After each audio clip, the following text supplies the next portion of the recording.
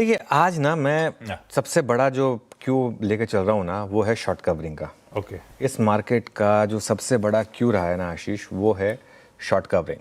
और सच बताऊँ ना, पिछले 4 महीनों में पहली बार ऐसा हुआ है कि इस तरीके से शॉर्ट्स की धुलाई हुई है। मतलब ऐसी धुलाई मुझे याद नहीं लास्ट टाइम कब हुई थी। किसी एफआईआई ने नहीं सोचा होगा कि मार्केट इस तरीके से भागेगा। 1 महीने का चार्ट लेकर आइए जरा एक बार निफ्टी का। ये तो खैर 3 महीने का चार्ट है। 30 सितंबर को हमने चलना शुरू करा है। 30 सितंबर वॉज एग्जैक्ट डेट जब हम 24,611 पर थे। सीरीज की शुरुआत में तब हम थे आशीष 2.25 लाख के शॉर्ट पोजीशन पर, और हम बात कर रहे थे कि इतने शॉर्ट, बस मार्केट को एक ट्रिगर चाहिए और जब भी वो ट्रिगर आएगा तब बहुत तेज़ भागेगा। तब निफ्टी का लेवल था 24,611 का, तो जब हमने सीरीज की शुरुआत की थी।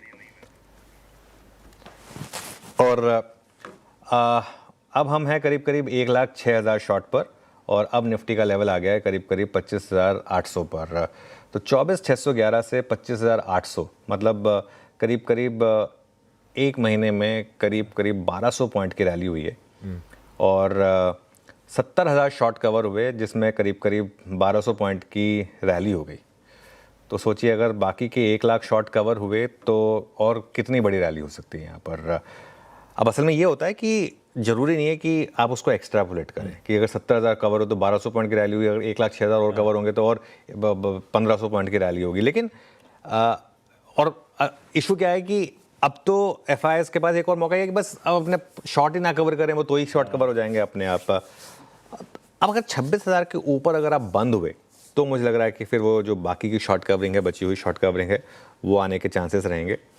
आज के जो अर्निंग्स आने वाली हैं उसमें एसआरएफ है, आईओसी है, सोना बीएलडब्ल्यू है, पीएनबी हाउसिंग है, केफिन है और सुप्रीम इंडस्ट्रीज़। ये कुल मिलाकर आज की अर्निंग्स हैं।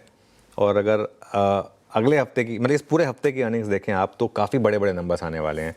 जैसे कि टीवीएस मोटर है, एल&टी कोल इंडिया है, आईटीसी है, सिप्ला है, पिडिलाइट है, मारुति है, बीईएल है, श्रीराम फाइनेंस है, सीडीएसएल है सैटरडे को। इन सब के नंबर्स इंपॉर्टेंट रहेंगे, लेकिन मेरी नज़र खासतौर से 2 नंबर्स पर रहेगी, लार्सन एंड ट्यूब्रो और मारुति। क्योंकि लार्सन एंड ट्यूब्रो और मारुति दोनों में शानदार रैली रही है। खासतौर से मारुति जीएसटी कट के बाद से सबसे स्ट्रॉन्ग स्टॉक्स में से एक रहा है। तो इस वजह से ये कुछ और स्टॉक्स होंगे जिन पर आज और इस हफ्ते पूरे आपकी नज़र रहने वाली है। इसके अलावा मैं 2 और चीज़ों की बात करूंगा। एक तो है आज जो नंबर्स आए हैं, तो उसमें कोटक और कोफोज, इनके नंबर्स पर मार्केट रिएक्ट करेगा। मेरे ख्याल से कोफोज में आज एक और री रेटिंग पॉसिबल है। आज का हीरो ऑफ द डे भी हो सकता है कोफोज, क्योंकि कोफोज के नंबर्स बहुत शानदार है। कुछ देर में हम जब डिटेल में डिस्कस करेंगे स्टॉक्स, आपके जो बिग स्टॉक्स हैं उनमें, तो उसमें आपको हम क्लियरली बताएंगे। लेकिन ये आज का हीरो ऑफ द डे भी हो सकता है।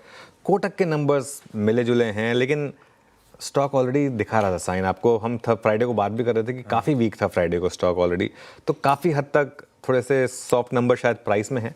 लेकिन खैर लेट्स वेट एंड वॉच।